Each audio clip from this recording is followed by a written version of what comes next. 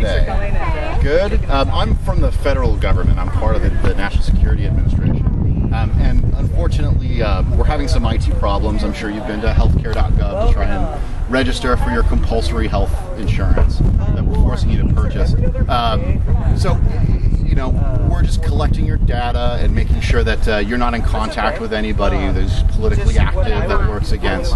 Right, but we don't know that, so we're going to assume everyone is a criminal or a radical until we can verify. And we can vet all so your computer's wired in, we have your emails. What I'd like you to do is, if you would just, any texts you send, if you would copy me on those texts to make sure that I have access to that information, just like is outlined by the NDAA and all of the laws that you voted for, so that we can make sure we're keeping you and the rest of the... Oh, it's okay. Just forward your emails and your contact list to totalitarianstate@nsa.gov, and that'll kick it into the mainframe system where we're going through and scanning for keywords to make sure that your speech isn't too liberty-oriented. You're not discussing...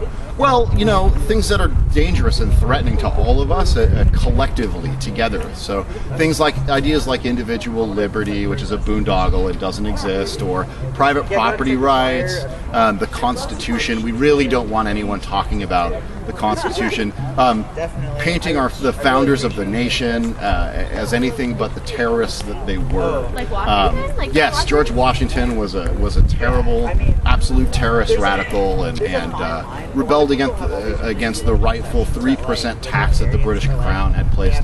Yeah, absolutely. So that's a big problem. George Washington wouldn't be welcome in today's military.